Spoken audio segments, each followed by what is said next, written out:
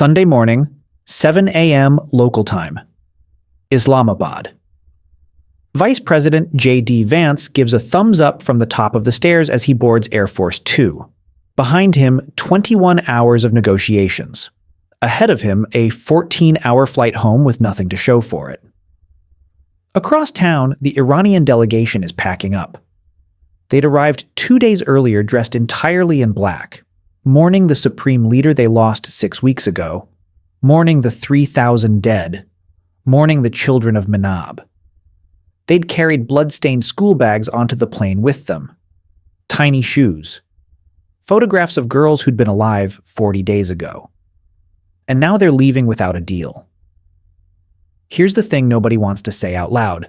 These talks were probably doomed before anyone sat down. Not because of the nuclear question, though that's what everyone will blame. Not because of the Strait of Hormuz, though that didn't help. The talks collapsed because both sides walked in believing they'd already won, and neither was willing to negotiate like a loser. Let's back up. On February 28, 2026, the United States and Israel launched coordinated airstrikes on Iran. The opening salvo killed Supreme Leader Ali Khamenei, along with his daughter, son-in-law, grandchild, and daughter-in-law.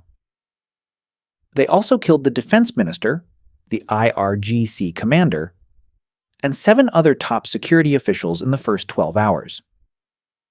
The surprise attacks came during negotiations. Just 1 day earlier, Oman's foreign minister had announced that a breakthrough was within reach. Iran had agreed to full IAEA verification and downgrading its enriched uranium to the lowest level possible. 24 hours later, the supreme leader was dead. According to multiple reports, the decision to strike came after repeated lobbying from Saudi Arabia's crown prince and the Israeli government. 6 weeks of war followed, nearly 900 strikes in the first 12 hours. Iran retaliated with missiles and drones targeting U.S. embassies, military bases, and oil infrastructure across the Gulf. Almost 3,400 people have been killed in Iran, including more than 1,600 civilians. In Lebanon, where Israel renewed attacks on Hezbollah, the death toll has passed 2,000. And then, somehow, Pakistan pulled off a ceasefire. A 19-year-old named Kisra Zahir, standing in an Islamabad parking lot days before the talks, put it honestly. I'm a bit surprised. When did Pakistan get so influential?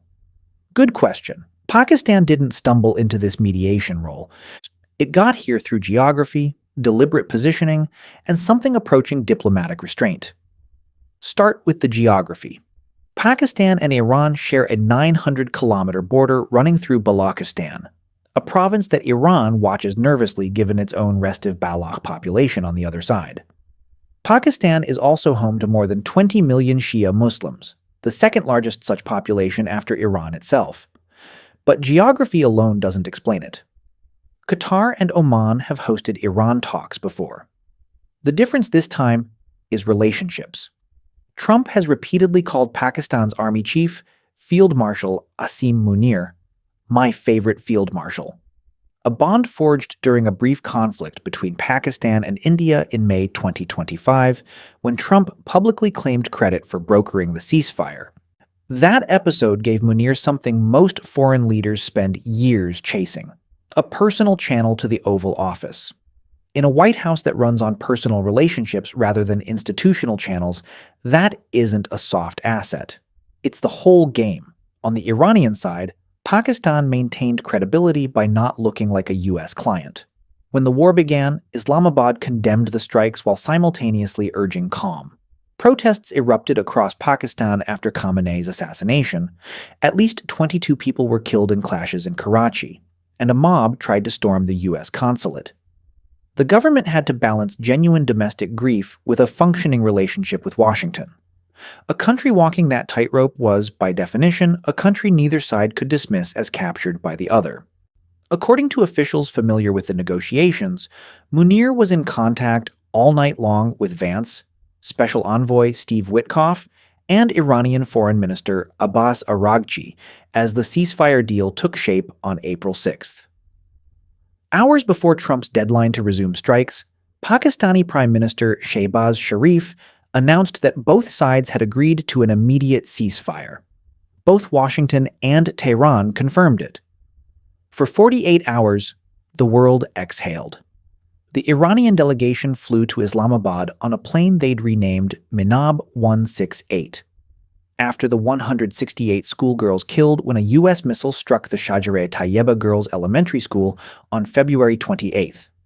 The school sat adjacent to a naval base in the southern town of Minab.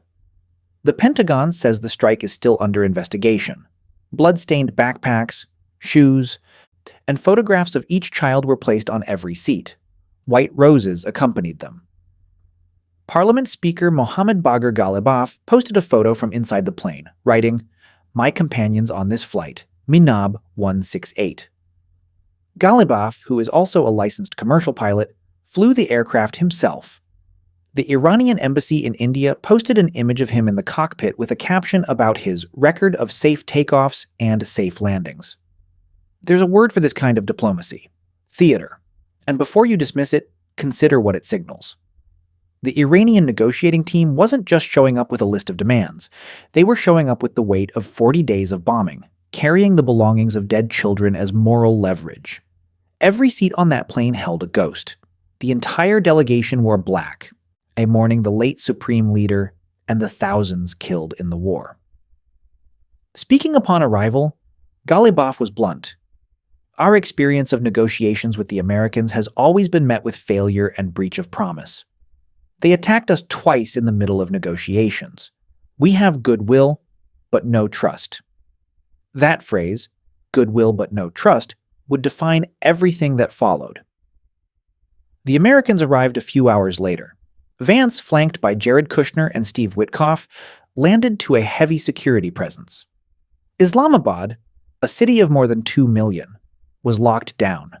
Thousands of paramilitary troops and army soldiers on the streets, the red zone sealed, key entry points closed. The Pakistani Air Force had even mobilized escorts to fly the Iranian delegation safely into Pakistani airspace. So these were the highest-level direct negotiations between Washington and Tehran since the 1979 Islamic Revolution, and both sides were convinced they had leverage. The talks lasted 21 hours. Pakistani officials shuttled between the delegations. They never sat in the same room. One Pakistani source described mood swings from both sides and said the temperature went up and down throughout the night. So what actually killed the deal? The official answer is nuclear weapons. Vance said as much at his press conference before leaving. The simple fact is that we need to see an affirmative commitment that they will not seek a nuclear weapon, and they will not seek the tools that would enable them to quickly achieve a nuclear weapon. But that's the surface story. The real breakdown was more fundamental. Look at what the U.S. was actually demanding. According to a White House official, Trump's red lines included ending all uranium enrichment inside Iran, dismantling all major enrichment facilities, retrieving more than 400 kilograms of highly enriched uranium believed to be buried in bombed-out tunnels, ending funding for Hamas, Hezbollah, and the Houthis, and fully opening the Strait of Hormuz without charging tolls. In other words, unconditional surrender. Give up your nuclear program entirely. Give up your regional allies. Give up the one piece of leverage, the Strait, that's kept global oil prices elevated and forced the world to pay attention. Iran's counterdemands were equally maximalist. Their 10-point plan called for the release of frozen assets, lifting of all sanctions, war reparations, continued control of the Strait of Hormuz, saw the right to enrich uranium for civilian purposes, and, crucially, an end to Israeli attacks on Hezbollah in Lebanon. Neither side budged. Here's where it gets interesting. The nuclear question is real, but it's also a convenient scapegoat. Both sides know that zero enrichment was never going to fly. Iran has framed uranium enrichment as a sovereign right for 2 decades. The 2015 nuclear deal, the one Trump pulled out of in 2018, didn't require zero enrichment. It capped enrichment at 3.67%. That deal worked more or less until it didn't. Now Trump is demanding something even the Obama administration never asked for: Total dismantlement, and he's doing it after 6 weeks of bombing, which he apparently believes gives him the leverage to extract it. The Iranians see this differently. Yes, their supreme leader is dead. Yes, see, their missile infrastructure has been degraded. Some estimates suggest 60 to 75% of their launchers were destroyed. Yes, their command structure is in chaos, but they're not acting like a defeated nation. They're acting like a nation that survived. And they have one card left: the Strait of Hormuz. 20% of the world's oil passes through the Strait of Hormuz. Or it did before the war. Since February 28th, Iran has effectively turned the waterway into a toll booth. The Islamic Revolutionary Guard Corps controls access. Ships must submit documentation, obtain clearance codes, and accept IRGC-escorted passage through a single controlled corridor. At least 2 vessels have reportedly paid Iran fees in Chinese yuan for guaranteed safe passage. Iran has proposed formalizing this arrangement, charging roughly $2 million per container ship, with revenue split with Oman and used for reconstruction. This is illegal under international law. The UN Convention on the Law of the Sea guarantees innocent passage through international straits. You can't just set up a booth and start charging. But international law doesn't clear sea mines. And Iran laid a lot of them. Trump has been furious about this. He's accused Iran of violating the ceasefire by doing a very poor job of reopening the strait. On Sunday morning, after the talks collapsed, he announced that the U.S. Navy would begin blockading any and all ships trying to enter or leave the Strait of Hormuz and would intercept any vessel that had paid tolls to Iran. So now you have 2 blockades: Iran's, which has been in place for 6 weeks, and America's, announced via social media while Vance was still in the air. But the nuclear issue and the strait weren't the only fault lines. There was Lebanon. When the ceasefire was announced on April 8th, Pakistani Prime Minister Sharif's statement was explicit. The agreement covered all fronts, including Lebanon. Iran understood this to mean Israel would stop attacking Hezbollah. Israel understood this to mean nothing of the sort. Within hours of the ceasefire announcement, Israel launched its most devastating attacks on Lebanon since the war began. More than 300 people were killed in a single day. The Lebanese health ministry said 1/3 of the dead were women and children. Benjamin Netanyahu was characteristically blunt. The ceasefire does not bind Israel in Lebanon. Vance backed him up, but calling the Lebanon attacks a separate skirmish, and warning Iran it would be dumb to let the ceasefire collapse over a fight that has nothing to do with them. Except Hezbollah has everything to do with Iran. It's Tehran's most powerful regional ally, the crown jewel of the axis of resistance. Watching Israel systematically dismantle Hezbollah while Iran is bound by a ceasefire isn't just strategically disadvantageous, it's humiliating. Iran's parliament speaker warned that Lebanon was an inseparable part of the ceasefire, and that continued attacks would bring explicit costs and strong responses. The Iranian delegation reportedly made a full halt to Lebanon strikes a precondition for any permanent agreement. The Americans refused. So that's where things stand. 21 hours of talks. No agreement. A ceasefire that expires in 8 days. 2 navies facing off in the Strait of Hormuz. Israel still pounding Lebanon. And both sides claiming victory. Trump speaking to reporters Saturday, "We win regardless. We've totally defeated that country." Iran's new supreme leader, Mojtaba Khamenei, the son of the man killed on February 28th, released his first public statement on Thursday. He said Iran was the definite victor of the war and would not withdraw from our rightful rights. Neither of these things can be true, but both sides have invested too much to admit otherwise. There's a detail from the negotiations that keeps nagging at me. When the Iranian delegation arrived, they brought 70 officials and experts from diplomatic, military, and economic fields. They came with technical papers. They came prepared to discuss the granular details of sanctions relief, asset unfreezing, and nuclear verification protocols. The American delegation was led by the vice president, the president's son-in-law, and a real estate investor with no prior diplomatic experience. I'm not saying expertise guarantees success, but there's something telling about the mismatch. The Iranians arrived as if they were negotiating a complex multilateral agreement. The Americans arrived as if they were closing a deal.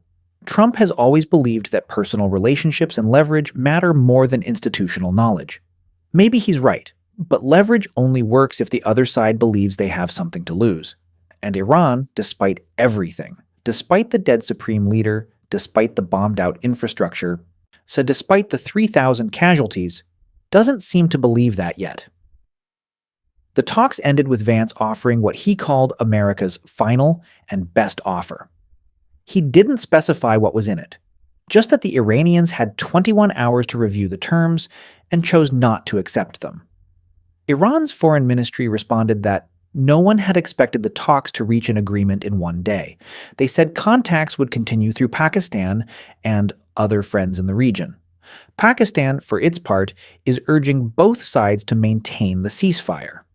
Foreign Minister Ishaq Dar called the summit intense and constructive, and said it was imperative that the parties continue to uphold their commitment. But the ceasefire was already fraying before the talks began. Israeli attacks on Lebanon, Iranian restrictions on the Strait. Trump threatening to finish up the little that is left of Iran if Tehran doesn't come around. 8 days remain on the clock, maybe less. One analyst from the International Crisis Group put it this way: the likelier scenario is not immediate war, but a volatile period of pressure, signaling, and last-minute attempts to prevent a wider conflagration. That's probably right.